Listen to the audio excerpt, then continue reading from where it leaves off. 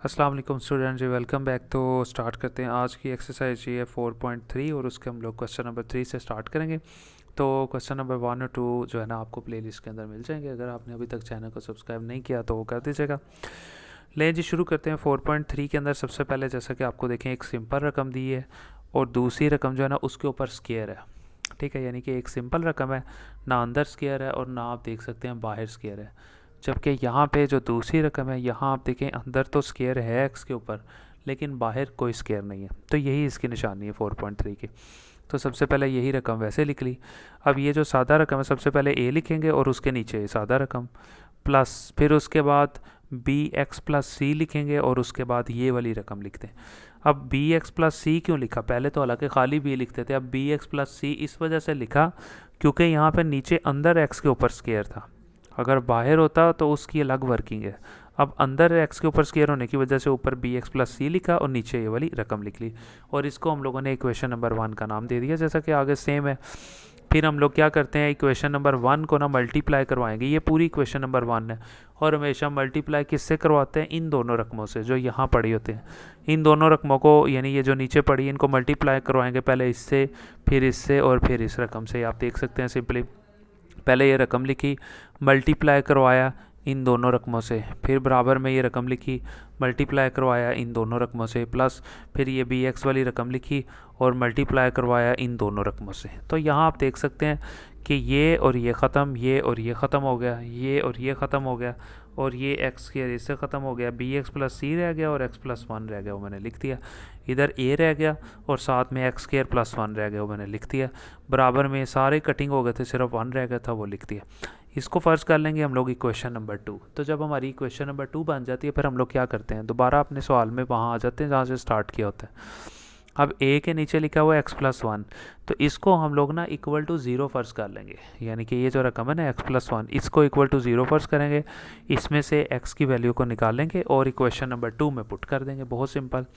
So x plus 1 equal to zero रखा, let किया, x इधर ही रहा है, प्लस 1 था, उधर जाके आप देख सकते हैं यहाँ पे ये -1 हो जाएगा। तो जब ये -1 होगा तो एक्स की ज़ाहिर है यहाँ पे वैल्यू भी आ गई -1। अब इस एक्स की इस वैल्यू को ना इसमें पुट कर देंगे, इस इक्वेशन में, जिसका नाम है इक्वेशन 2। हमेशा हम लोग ना इक्वेशन 2 के अंदर जो है ना पुट करते हैं। ये आपने अंडरस्टैंड जो है ना अच्छे तरीके से कर लेना है अपने माइंड में ना। ये देखें इक्वेशन 2 लिखी और एक्स किसके बराबर था? -1 के। ये 1 वैसे ही, ए वैसे ही एक्स की जगह पे -1 और ऊपर स्क्वायर आ गया, फिर +1, फिर प्लस बी लिखा, फिर एक्स की जगह पे -1 प्लस सी, फिर एक्स की जगह -1 और ये +1 वैसे ही, ये 1 वैसे ही आ गया। उसके बाद जो है ना फिर ये ए आ गया, ये -1 था और इसका स्क्वायर लिया। ठीक है, जब इसका स्क्वायर लिया तो ये क्या हो गया, सिंपल हमारे पास +1 हो गया, क्योंकि स्क्वायर की वजह से माइनस ख़त्म हो गया। ये 1 वैसे ही रह गया, ये -1 + 1 0 हुआ है, सारी रकम ही 0 होगी। ये मैंने यहाँ पर लिख दिया। अब आप देखें ए लिखा, 1 और 1 2 था और बराबर में ये 1 था। अब ए फाइंड करना है, ए इधर ही रहा, 2 इधर मल्टीप्लाई हुआ था, तो 2 जो है ना इस 1 के नीचे आके डिवाइड हो जाएगा।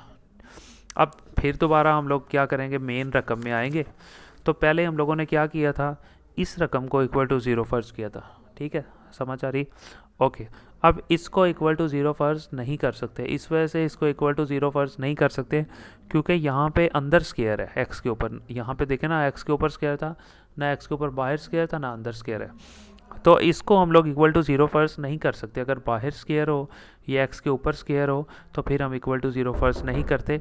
ठीक है, ये ज़रूरी होता है। हम लोगों ने अब क्या करना है, ठीक है, अब हम लोग क्या करेंगे, सिंपली दोबारा इक्वेशन नंबर 2 को ले लेंगे। ये देखिए जी, ये इक्वेशन नंबर 2 जो है ना मैंने यहाँ पे लिख लिया। अब इसको जो है ना सॉल्व करेंगे। इसको जब सॉल्व करेंगे तो फिर हम लोग क्या करेंगे, इसमें से अपना आंसर निकाल लेंगे। अब 1 लिखा, फिर ये इक्वेशन 2 लिखी, इसे हल करेंगे। ए को एक्स स्क्वायर से मल्टीप्लाई किया, ए एक्स स्क्वायर, ए को 1 से किया तो ए आ गया। फिर ये बी एक्स प्लस सी इससे मल्टीप्लाई हो जाएगी इस रकम से, बी एक्स को एक्स से मल्टीप्लाई किया, बी एक्स स्क्वायर, फिर बी एक्स को 1 से मल्टीप्लाई किया, बी एक्स, फिर सी को एक्स से किया तो सी एक्स, फिर सी को 1 से किया तो सी आ गया। यानी इसको सिंपली मल्टीप्लाई करवा लेंगे इक्वेशन नंबर 2 को।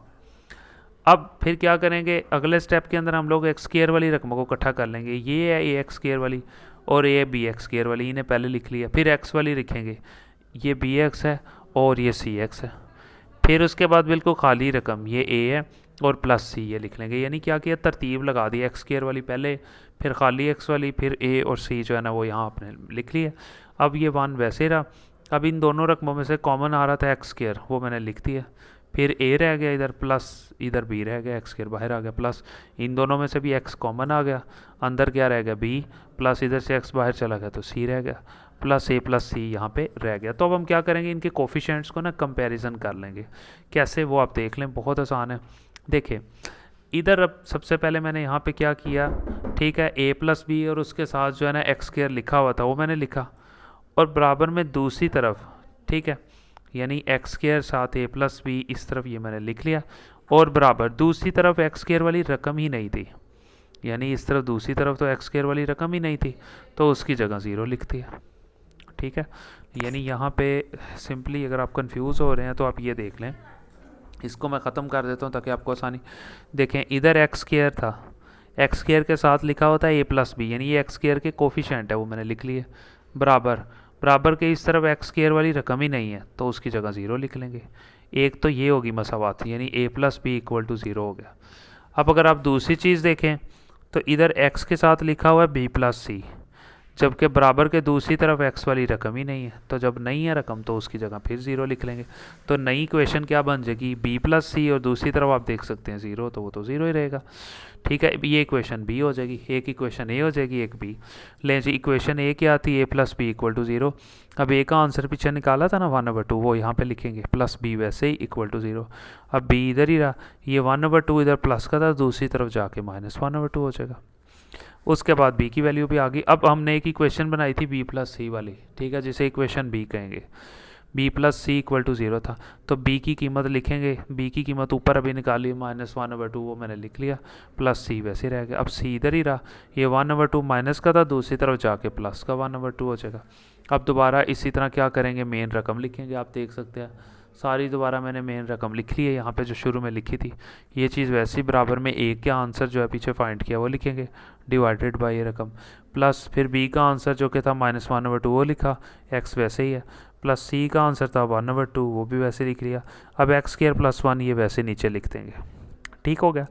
अब देखें इधर भी 2 था, इधर भी 2 था, ठीक है, यहाँ पे भी 2 था और यहाँ पे भी 2 था, तो 2 इधर भी डिवाइड हो रहा है, 2 इधर भी डिवाइड हो रहा है, तो वो जो डिवाइड हो रहा है ना, ये दोनों 2 कॉमन आके, यानी इन दोनों 2 में से एक 2 कॉमन आएगा और वही 2 नीचे आ जाएगा, और ऊपर सिर्फ माइनस जो है ना ये इस प्लस से मल्टीप्लाई होकर माइनस हो जाएगा, और ये साथ एक्स आ जाएगा, माइनस एक्स हो जाएगा, और इस माइनस की वजह से अंदर की अलामत भी चेंज हो जाएगी, ये -1 हो जाएगा। देखें ना, ये वाला 2 और ये वाला 2 तो कॉमन आ रहे हैं, ठीक है, और डिवाइड हो रहे हैं, इन दोनों 2 में से एक 2 लिया और वो नीचे आ गया, ऊपर रह गया -1, ये x जब इस -1 से मल्टीप्लाई हो जाएगा -x हो जाएगा, और इस माइनस की वजह से अंदर की अलामत जो है ना प्लस थी वो हो जाएगी माइनस, ये 2 तो आगे बाहर आ गया, नीचे आ गया था, ऊपर सिर्फ 1 रह जाएगा, उसको भी हम लोग यहाँ पे माइनस कर देंगे। ये देखें जी, बिल्कुल सेम उसी तरह ये चीज़ वैसे ही, ये माइनस हो गया और साथ एक्स आ गया, इस माइनस की वजह से अंदर की अलामत भी चेंज हो गई थी, ये 1/2 था ना, इसका 2 भी नीचे, इस एक्स का 2 भी नीचे, क्योंकि कॉमन ले लिया था हम लोगों ने। तो यहाँ पे हम लोगों का क्वेश्चन नंबर 3 जो है ना वो कंप्लीट हो जाएगा। तो उसके बाद अगर हम लोग देखें अपने क्वेश्चन नंबर 4 को, सेम वही चीज़, दोबारा रकम लिखी, फिर ये खाली रकम है, इसके ऊपर ए प्लस फिर ये एक्स स्क्र प्लस स्क्र वाली रकम है वो लिख के ऊपर बी एक्स प्लस सी लिख दिया, इक्वेशन 1 होगी। दोबारा फिर क्या करेंगे, इन दोनों रकमों को, ये नीचे वाली दोनों रकमों को मल्टीप्लाई करवा देंगे इस पूरी इक्वेशन से, यानी इन दोनों को मल्टीप्लाई करवाना है पहले इसी रकम से, फिर इन दोनों को मल्टीप्लाई करवाना है इस रकम से, फिर इन दोनों रकमों को मल्टीप्लाई करवाना है इससे। तो ये मैंने नीचे देखें करवा दी सिंपल। अब ये x प्लस 3 और ये एक्स स्क्र प्लस 1 ये दोनों यहाँ से ख़त्म, 9x माइनस 7 ये रह जाएगा, फिर ये x प्लस 3 कट गए, ये a रह गया और एक्स स्क्र प्लस 1 रह गया, मैंने लिख दिया, प्लस ये एक्स स्क्र प्लस 1 और ये एक्स स्क्र प्लस 1 ये कट गए, बी एक्स प्लस सी रह गया और x प्लस 3 वो यहाँ पे रह गया। आप देख सकते हो मैंने यहाँ पे सिंपली लिख दिया। इसके बाद जो कटिंग के बाद जो चीज़ आती है उसको कहते हैं इक्वेशन 2, ये इक्वेशन 2 आ गई। अब क्या करेंगे, दोबारा फिर ये जो सादा रकम है इसको इक्वल टू 0 फर्ज करेंगे, और इसका जो आंसर है यानी x का आंसर आ जाएगा, तो x के आंसर को हम लोग जो है ना दोबारा इक्वेशन 2 में पुट कर देंगे, यानी इसको इक्वल टू 0 रखेंगे और इसके आंसर को इक्वेशन 2 में पुट कर देंगे। देखें इक्वल टू 0 फर्ज किया, x इधर ही रहा है, प्लस 3 था वो तो जाके -3 हो गया, इस x के आंसर को दोबारा उठाएंगे और इक्वेशन 2 में पुट कर देंगे, ये इक्वेशन नंबर 2 है। अब 9 लिखा x की जगह पे, आप देख सकते हैं सिंपली -3 आ गया, ये चीज़ वैसे ही a वैसे ही, फिर x की जगह पे -3 ऊपर स्क्वायर आ गया +1, फिर b लिखा x की जगह पे -3 प्लस c लिखा, फिर x की जगह पे -3 और ये चीज़ वैसे ही। अब ये -3 + 3 0 हुआ, ये सारी रकम ही 0 हो गई। ये लें जी, ये 9 को -3 से मल्टीप्लाई किया -23 आ गया, ये -7 वैसे ही, ये a वैसे ही, ये -3 था इसका स्केयर लिया तो +9 आ गया, और ये 1 वैसे ही एज इट इज़ आप देख सकते हैं आगे। ये -27 और -7 माइनस माइनस प्लस, लेकिन निशान माइनस करेगा, 27 और 7 34 हो जाएगा। ए वैसे रह गया, 9 और 1 10 वैसे ही। उसके बाद दोबारा ए फाइंड करना है तो ए इधर ही रहा है, 10 जो है ना इधर 34 के नीचे आकर डिवाइड हो जाएगा, ये आप देख सकते हैं डिवाइड हो गया आके। अब ये कटिंग करवा लें, यानी 10 जो है इस 34 के नीचे आकर डिवाइड हो गया -34 के। 2 पे कटिंग हो रहा है, 2 17 और 2 5, यानी 2 1 2, ये इधर 14 हो गया, इधर 1 चला गया तो 2 17, नीचे आ गया 2 5 10, माइनस रह गया 17 और नीचे 5, ये आ गया ए का आंसर। अब दोबारा पहले इसको इक्वल टू 0 फ़र्ज़ किया था, इसको इक्वल टू 0 फ़र्ज़ नहीं कर सकते क्योंकि स्केयर आ गया, तो उसके लिए हम दोबारा फिर इक्वेशन 2 लिखते हैं। ये इक्वेशन 2 थी, इसको सॉल्व कर लेंगे। ये चीज़ वैसे ही, ए को एक्स स्केयर से मल्टीप्लाई किया, ए एक्स स्केयर, ए को 1 से किया, ए आ गया, प्लस ये दोनों रकमें मल्टीप्लाई हो रही हैं। बी एक्स को एक्स से किया तो बी एक्स स्केयर, फिर बी एक्स को 3 से किया तो 3 बी एक्स, फिर सी को एक्स से किया सी एक्स, फिर सी को 3 से किया तो 3 सी आ गया। अब ये चीज़ वैसे ही दोबारा, जैसा कि आपको मैंने बताया कि स्केयर वाली रकमों को इकट्ठा कर लेंगे, एक ये स्केयर वाली रकम है, एक ये स्केयर वाली रकम है। अब खाली एक्स वाली, एक ये खाली एक्स वाली है और एक ये खाली एक्स वाली, वो भी लिख ली। अब ये ए लिखेंगे प्लस 3c लिखेंगे, ये मैंने लिख दिया। अब क्या करेंगे, ये चीज़ वैसे आ गई, इन दोनों में से कॉमन आ जाएगा एक्स स्केयर, वो आ गया अंदर ए, इधर से एक्स स्केयर बाहर गया तो प्लस बी, इधर इन दोनों में से भी जी एक्स कॉमन आ जाएगा, इधर 3b रह गया, प्लस इधर से एक्स बाहर गया तो सी रह गया, और ये चीज़ वैसे ही। फिर कोफिशेंट्स को कंपेयर कर लेंगे, इधर देखें एक्स स्केयर के साथ लिखा हुआ है ए प्लस बी, बराबर में एक्स स्केयर वाली रकम ही नहीं है, सो ए प्लस बी इक्वल टू 0 हो जाएगा, क्योंकि एक्स स्केयर वाली इधर रकम नहीं है तो एक्स स्केयर फिर 0।